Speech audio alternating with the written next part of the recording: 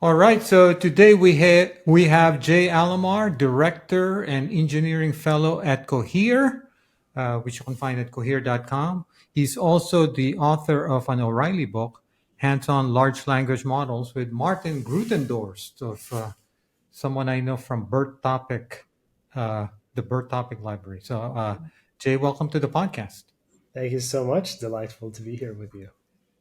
Yeah, so I guess um, you were known as an educator and blogger for a long time, but now that you are at Cohere and you're a director there, so what has changed in how you think about teaching and building with LLMs?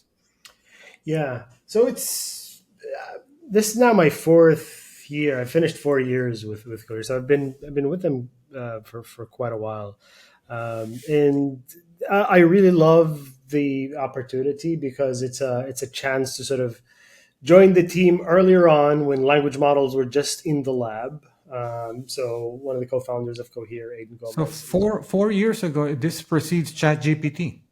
yes, we're talking around the time of GPT-3, just about. So one of the co-founders of Cohere is Aiden Gomez, who's the one of the co-authors of the Transformers paper, and that comes maybe 1 or 2 years after I wrote the illustrated Transformer article blog post. It's been sort of read by millions. It's sort of how most people sort of come to know about me. And for the book, we updated it for how models look. But I'm a student of how this technology grew out of the lab and sort of went into industry and went into practice, and being able to work in a company that's actually doing that and helping companies adapt these technologies for business applications has been very interesting and educational for me. And that's a little bit of what I use to teach, and what I use my online writing and book writing to basically learn in public. That's been my greatest life hack. So I assume there's a big difference between what you describe as learning in public and trying to get yourself up to speed on your own, and on the other hand, uh, teaching companies and teaching teams within companies. So what's the big material difference there? So if you're learning and catching up on your own, you have to run through so much content and so much news, and you have to mute a lot of it as well. So this is an industry that moves extremely fast. Nobody can sort of catch up. Everybody's overwhelmed by the speed and the pace of how new developments happen in AI. That includes everybody in companies. And so for adoption, the important thing is to filter a lot of that and to sort of see what actually works in the real world and what patterns are important across use cases or across industries, and sort of collect those and write about those or describe those. That's why something like, of all the applications and use cases, for example, that people are using out there, something like retrieval augmented generation, let's say, proved itself as one uh, application paradigm for how people should be able to use language models in the real world. So a lot of it is helping people cut through the hype and actually get to what's actually useful, and understand a little bit of, or raise the AI awareness, because this tech is changing so much in technology, in jobs, in productivity. And so there's a level of literacy, AI literacy, I feel, that people sort of need to come to grips with.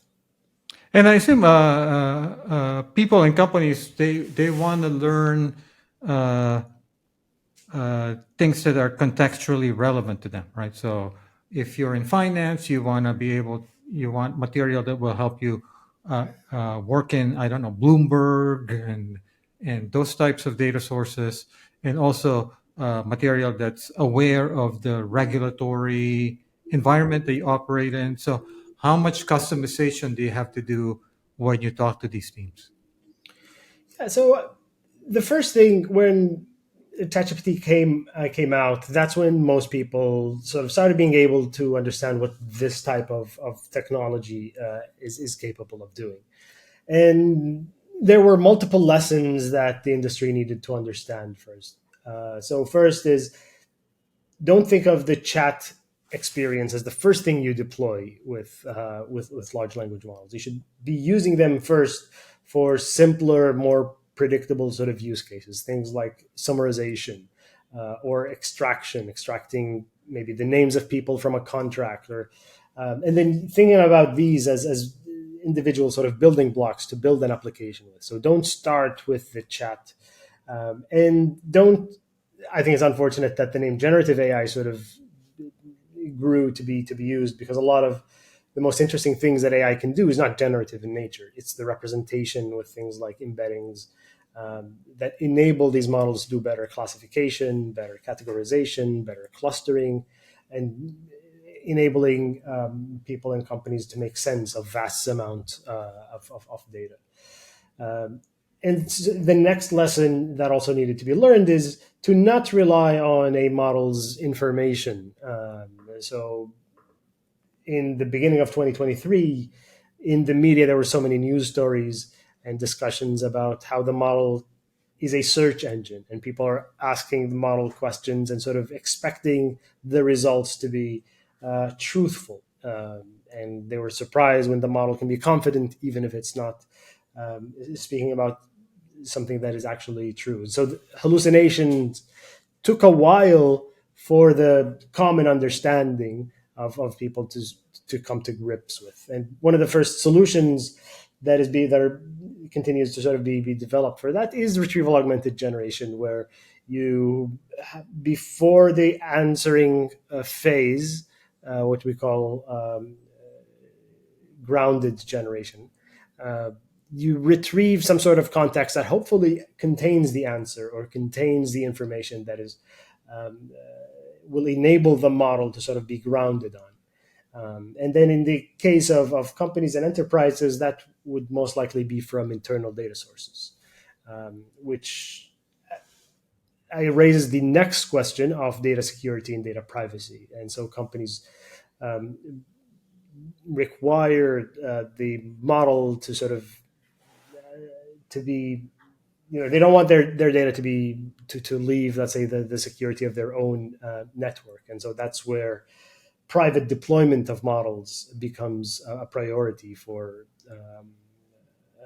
companies, where the model comes to the data does not cross the boundary of the internet and hit an API somewhere. And so data security and data privacy became some of the most important things for companies deploying that. And then with that, they start to deploy their initial use cases, which can be something like retrieval augmented generation, grounded on their internal data. And then that raw system can answer questions to a specific level of difficulty, but with more difficulty, the system needs to be more and more advanced. Maybe the system needs to search for multiple queries. Maybe the system needs to do things over multiple steps. And with that, we start to see RAG systems evolving into what we now call LLM-backed agents. So the one of the things about RAG that we all learn early on is, just because you feed something in the context window doesn't mean the thing won't hallucinate, right? So it'll still hallucinate. And then the other thing that seems like people have developed more an appreciation of is uh, why not supply even more context into that context window? So people started talking about things like graph RAG. Now there's a new buzzword called context engineering. But my thing was, any kind of structure that you can feed into the context window, you should. So, are there specific trends there that you're seeing uh, people are doing more of? So, I was I got excited, Jay, a little bit about GraphRag, but then I realized, oh, this is actually hard for companies, because not many companies have knowledge graphs, and creating a decent knowledge graph, there's starting to be tools, but we're still not there yet. So, what are some of the trends within the RAG world that you're seeing that are kind of actually you're seeing real teams really using them. True. To your first point of, yes, if you provide the context, the model might still hallucinate. That's alludes to a new nature of this kind of software that sets it apart from previous generations of software, which is the answers are probabilistic in nature, and the same model that can answer your questions 99% of the time correctly, in the last sort of time it might hallucinate. Or And the so, models are just they are black boxes and they're opinionated. So if you ask it a question, you put the information in the context window, the model may still think, hey, I saw something in my pre-training data, let me opine. yes, true. And like, if you're creating or training a model, there's that trade-off of how much do you want to force the model to answer from the context versus following, let's say, general instructions, or what is common sense, for example. So if the context tell it that gravity pulls people up instead of down, do you want that context to override the common sense that it understands? So that, let's say, there are trade-offs there That's a good point. Yeah. for Because your context might actually be you're feeding conspiracy theories in the context window. you can as a model creator, you always think about generalization and how the model can be the best model across the many sort of use cases that people will want to deploy it in. The evolution of RAG, um, there we touched on a couple of these. So there are multiple levels of difficulty and, let's say, knowledge-seeking behaviors that can be built into a RAG system. So we said the first one is just to search one data source and get, let's say, the top 3 or 10 documents and add those to the context and provide them to the model. That's a raw, simple first kind of RAG system that you want to deploy. Then RAG systems can be improved by saying, okay, don't search for the user query itself or the user question, because that can be confusing or long and contains information that might confuse the search system or the database. Give actually the question to a language model to say, what query should I search for to answer this question? And so that was one of the first developments to these RAG systems, which a step called query rewriting. And now here, the generative model became a part of the search and retrieval stack, in addition to, let's say, other language models like embedding models and re-ranking models that are also improving these. And then for the model to improve its information gathering, give it the abilities to search for multiple things at the same time. So that's the idea that's called multi-query RAG. So if I ask the model, compare for me the financial results of NVIDIA in 2020 versus 2023. A simple system would want to have those two pieces of information in one document. But a more advanced system will say, okay, let me search for NVIDIA 2020 and let me search for NVIDIA 2023. And then I'll get these two documents and then synthesize them and get the information that I need from both of these.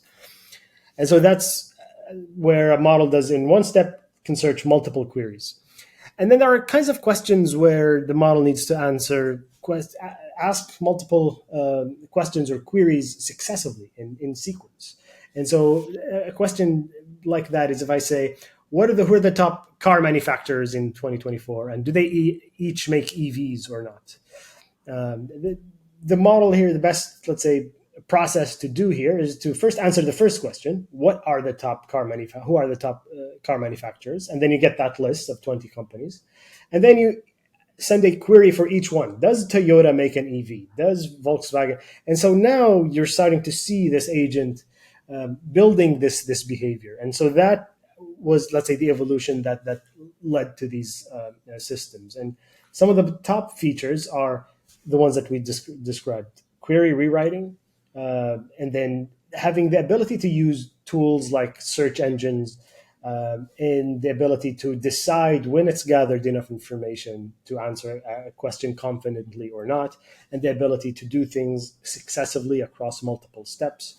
And that's what sort of brings us to, let's say, the RAG information agents that we have now.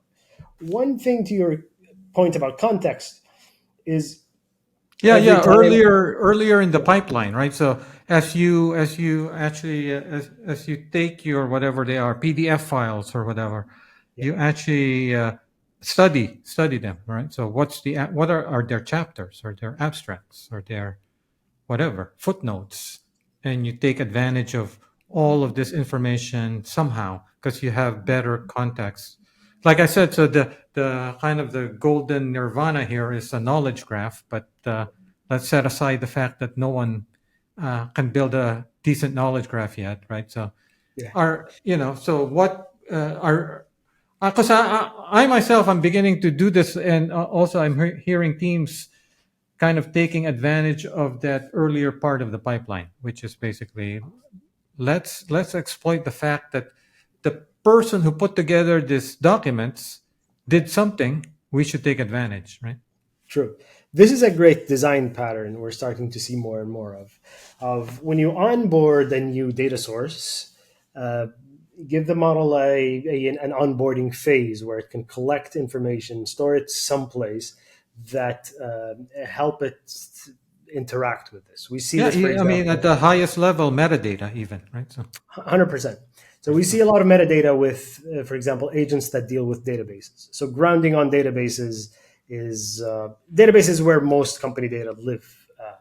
And so when you connect or let's say onboard to a database system, it would make sense for you to give the model a sense of what are the tables attached, what columns do they have, what kinds of data. So creating some sort of a snapshot of that. You see that also with the repositories. So with products like Cursor or these IDEs that employ these code agents, uh, when you onboard the model to a new, it would make sense for it to sort of, or for you to give it a markdown page that says this code base uses these kind of, this is the tech stack that it's using. These are the testing frameworks that are used. And for the model to pull that into its context as this is a brief snapshot of this, and to say, maybe after implementing every large enough chunk, do a check-in, but after running the tests, and this is the command to run the test. So all of this helps the model, uh, because up until now, regardless that we have models that can fit a million or 10 million tokens, managing that context is still a very important and also part of it's it. not if your retrieval actually gives you the right information, why would you stick a million tokens in the context? That's expensive and that slows things down. And by the way, one of the things that people are noticing is that these LLMs seem to behave like us, which is they read the beginning of the context and the end, right? So the beginning of the document and the end. So a lot of things they may miss in the middle anyway.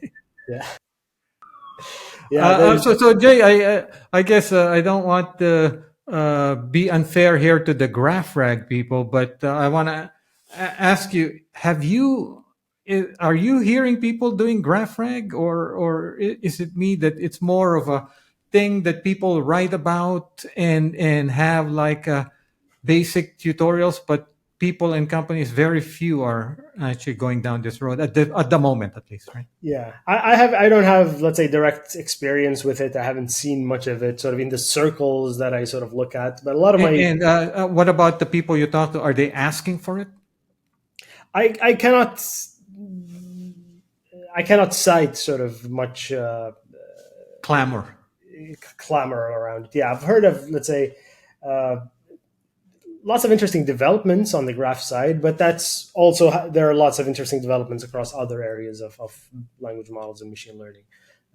Obviously, the Agentic people talking system. about it are the graph people like Neo4j. They have a whole DevRel team going to all these conferences talking about GraphRag. But then, I'm the chair of many conferences, and one of the patterns I see with a lot of these emerging technologies is you get excited, Yeah, and then a year in, you realize the only people talking about this are the vendors who are selling something in this area. Yeah, yeah, that's a common pattern to come across. It's hard for anybody to predict what's going to be popular or not.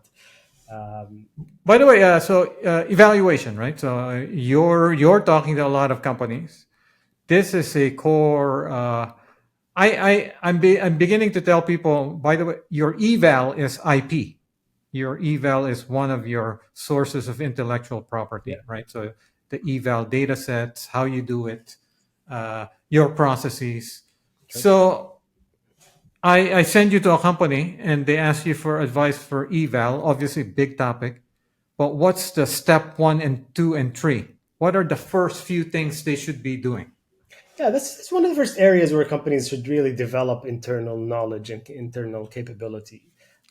So Yeah, do you agree, Jay, that eval is IP, right? So it's core intellectual. To me, it's core intellectual property. I mean, it's yeah, if you for do it sure. well, that's what would set you apart from your competitors. Because like it's how you're able to tell which vendor is better for your use case and which model is better for your use case. And it's in the realm of software. It's akin to sort of the unit tests that companies have for their code base, because you need it to sort of be able to differentiate and really understand what use cases you're after. And if you haven't defined those, you're not going to be very successful. So you really set yourself up for success if you define the use cases that you want. You gather internal examples of your exact internal data that you want the model to behave on, and that can be a small data set in the beginning. It can be 10 or 50 or 100 examples, but that will give you so much direction in terms of choosing. And you might that might force you to learn to develop kind of your process too. Like when do you do eval? When do you send something to a person, or Yeah, when do you send something to another model? Right. So sure. Sure. So that grounds people's experience and I guess expectations when you actually know the kind of input and output that you're expecting to the model. That gives people the ability. But then you get all the benefits of unit tests. So when the next version of the model regresses on a specific capability, you have the test to actually capture it and sort of make sure that maybe you change the so prompt so in a so specific. with that said, what's the level of sophistication of a regular enterprise in this area at this point? Well, we see people developing quite quickly because, let's say, the pickup in language models is tremendous. There's so much interest across from the top leadership of companies, and so it's an area where people or where companies are sort of catching up and investing in it as well. And we're seeing sort of a lot of um, adoption of things like tool use and RAG, and sort of defining lots of companies defining their own tools with MCP being big right now. These are all sort of big topics for a lot of these models. But it's always a good thing to continue to sort of advocate for, just like continuing to advocate for good software engineering practices.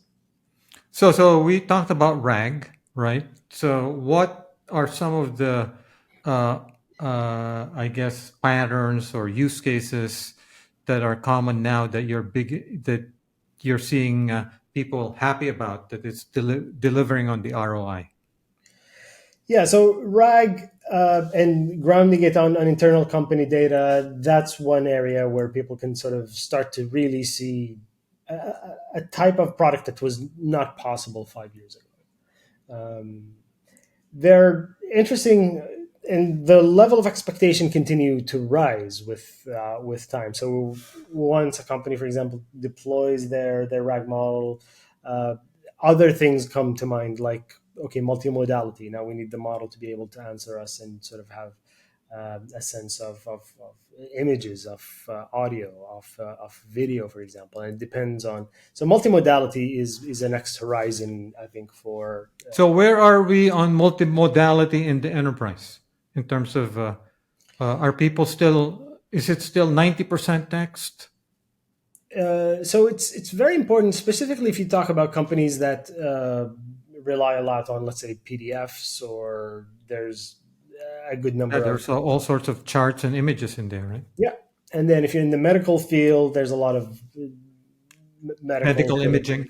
Exactly. There's a lot of medical data, satellites, all of that. And so we've seen something that got quite a bit of pickup is where embedding models can also support embedding images and sort of imposing images and text into the same embedding spaces. And so the retrieval can come and cut across both. Video and audio are always kind of the orphans in this. Yeah, video is more difficult because it's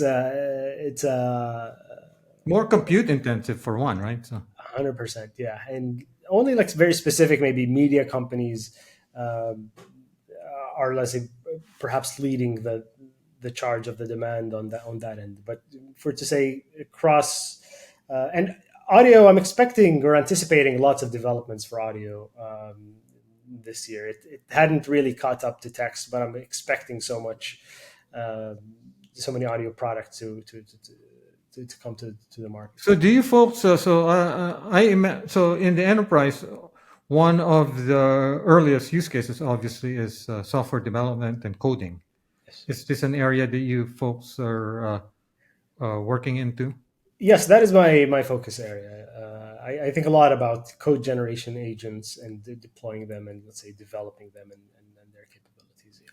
So I mean, at this point, I would say that most developers are open to using AI assisted tools. If anything, the most junior developers are probably the most open to it.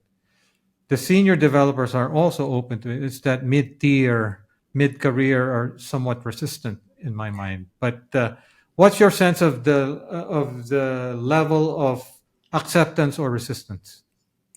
So I advocate for people to try out the tools and more to understand where they're strong, but also to understand where they lack and how they develop. And the tools now are different from the tools a year ago, and in a year from now they will be also quite different. I've found them very useful, but you need to assert ownership, I guess, and to also understand how LLMs evolved from being writers of functions where you tell it write me a function that does this, exactly like a lead code problem, which is, if you look at how the evaluation benchmarks for code, let's say 2 years ago or 3 years ago, like something like human eval, it was all like these kinds of lead code type problems. Here's an array, write me a function that sorts it in a specific way, for example. But more and more you're starting to see these more advanced software um, engineering where the model needs to solve much more, let's say, larger problems across multiple steps and stages, um, where lots of models that are released now are evaluated on something called SWE bench, SWE Yep. bench. That's the benchmark where the input that you give to the model is a GitHub issue. And then you're like, go and solve this GitHub issue. And we'll verify it once the unit tests that we have pass on it. And that's a much more difficult problem. Um, it, Claude Code is quite good at this, but it will just brute force the hell out of, lots of and it'll models. burn through a lot of tokens, and it gets, I mean, I guess if you're working in a company and it solves your problem, that's fine, but it can get expensive, which actually is one of my pet peeves, Jay, is that these tools are great, but then we're getting to the point where the only way I can write software is if I'm connected to the internet, right? So if I'm That's on the a plane and I get disconnected, suddenly now I feel like I have one arm behind my back, right? So, question. but I'm assuming that the smaller models are also improving, and then we'll be able to do our work offline 100%. locally, right? So. Yeah, no, really excited about smaller models. They are catching up so quickly. A lot of what you can do with the biggest models 2 years ago, now you can do with a model that's maybe 2 billion parameters or 4 billion parameters. That will be more and more sort of pushed to the edge. And especially the more defined the scopes of the problems sort of becomes. Um, and so, yeah, I share your excitement for offline So, small models. obviously, one of the buzzwords is agents that you alluded to earlier, right? So, I'm assuming most people are kind of in the early phases. They're doing simple, very task specific agents. Maybe they have multiple of these task specific agents working in parallel, Yeah. but I don't see a lot of. I think the whole multi agents, where the multi agents are talking and coordinating among themselves, I don't think that's quite there yet. But you tell me what you're seeing. Yeah, the maturity is sort of still evolving, and we're in early Yeah. days for LLMs as a whole, and then for agent systems specifically. Yes, let's say the production rollouts are going to take some time until these become, let's say, robust systems.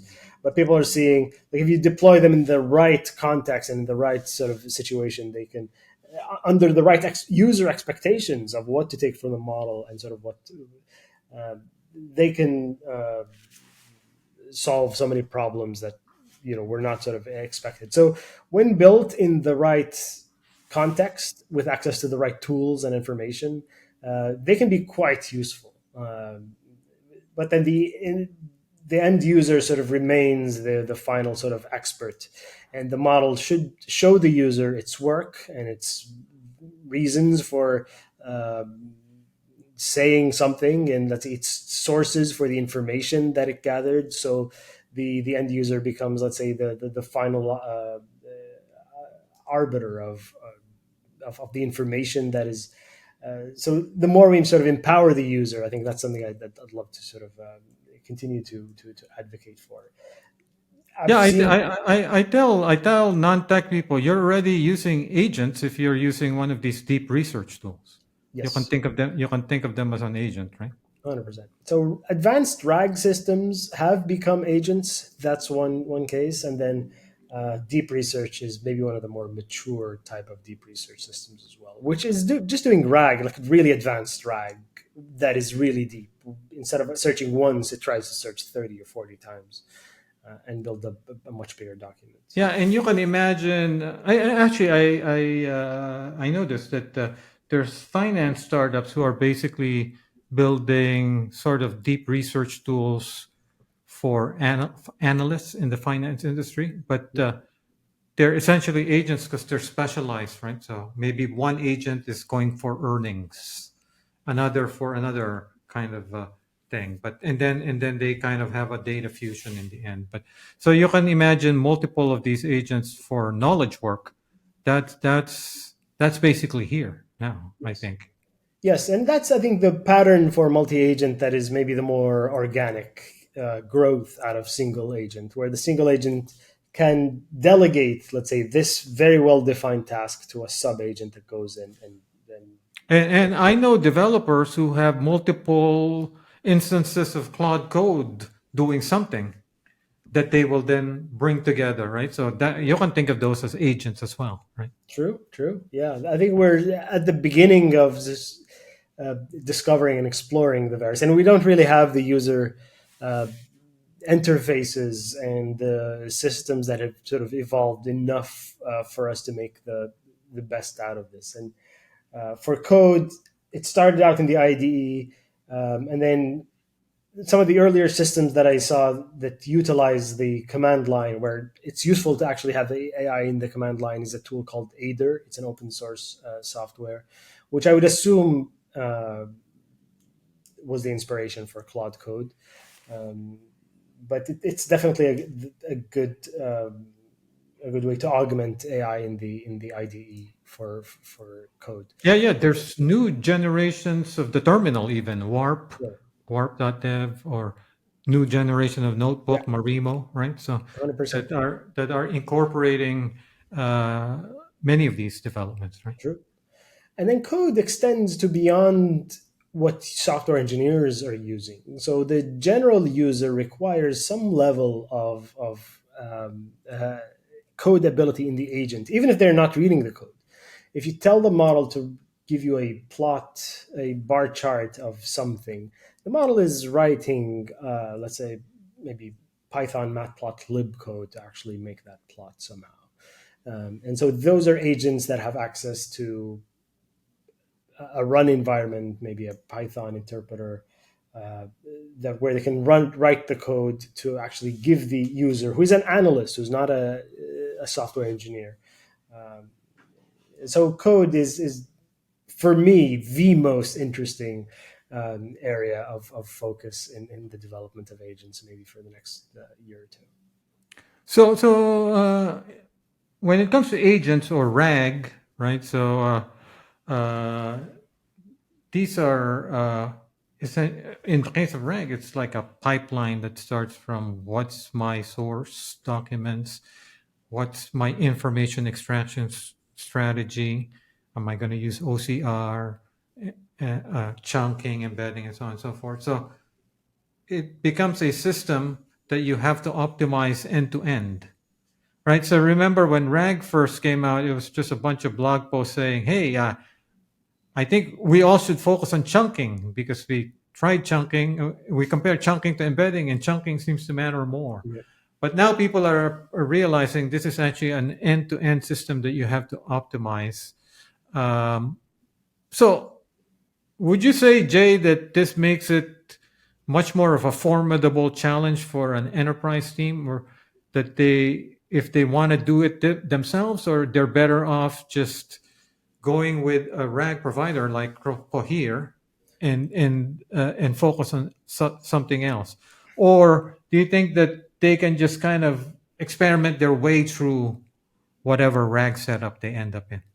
Yeah, I mean, it depends on the company and how much sort of capacity they have to throw at this. In a lot of cases, for example, when a company needs a database, they can build one from scratch, but maybe that's not the best sort of approach. They can uh, outsource that, or let's say just acquire it from a vendor. So advanced search systems require access to, It's just that there's so many kind of each of those steps yeah, has 20 choices. So you have this true. combinatorial explosion. Then you have to optimize, right? So Yeah, and companies are in pressure to actually show return on investment very quickly, and let's say realize uh, the value of their investment sort of very quickly. And so that's an area where we're using a vendor that sort of specializes for in that area is helpful, because technically, yes, there are lots of different options there of what are the right search systems for this kind of data. How do you have the right connectors to connect the data to the models? How do you sort of shape the, the the workflows and the pipelines and the prompts that are used? So this and is, like you yeah, said, the query rewriting, re-ranking, all of these things. Right? 100%. Yeah, these are all sort of, so in our educational content, we sort of describe all of these to people. But if you're going to build a system like that, it will take you a year or two or something to get it to an enterprise sort of maturity if you want to build it from scratch. And most companies don't have that time. They just need something that can And then, by the way, after you optimize, you realize, hey, we actually need other enterprise features like what you alluded to, security, access yeah. control. 100%, 100%. And so that's why sort of this level of uh, providers sort of create these services. So in closing, obviously most companies are not going to pre-train their own foundation model. So it's all about things like agents, MCP, RAG, and post-training, right? So post-training, including fine-tuning, distillation, and whatever else. Yeah. So how much do you think companies should at least have a basic AI platform that will allow them to do some post-training? I don't think it's necessarily for most companies. You can still go far with a state of the art model if you just interact with it on the level of prompt engineering and context management. If it's fairly good at instruction following, like that can get you so far, and you benefit from the rising tide of the models. They keep improving, and you don't even need to change your API, and you can switch between. Uh, so that rising tide of the models continuing to improve would be helpful and beneficial for you. If you have companies that have that capacity and capability, and they have the machine learning engineers, and maybe that's closer to the core of what their product is, things like fine tuning uh, are things where they can sort of distinguish themselves a little bit and have something that is a little bit different, especially if they've tried RAG and prompt engineering and they're not able to get them to sort of uh, use the model in a way that is beneficial enough for their products. Then they can sort of think about things like The fine super tuning to advanced a companies lower. are even doing reinforcement fine tuning. So True, true. yeah, I mean, And but you have to be somewhat sophisticated in advance. And by the way, I said that was the last question, but this is the absolute last, which is basically obviously the recent developments in foundation models are multimodality and reasoning. yeah. So, what are you looking forward to on the foundational models front that you think is still somewhat below the radar? That you think we will start appreciating more in the next 6 to 12 months? So these two are the big ones right now. Yeah. I'm really excited for things that are under the radar that have potential. Really excited to see more of these text diffusion models. So They're explain. So diffusion is a different type of system where you're not generating your output token by token like an autoregressive transformer does. Um, we've seen it in image generation and video generation. These are all diffusion models where they output the entire image in the beginning, and what they output is just static noise. Like it can look like a static of the old TV with all the white and black dots. But then the model then generates another image that's a little bit more detailed and closer to the prompt.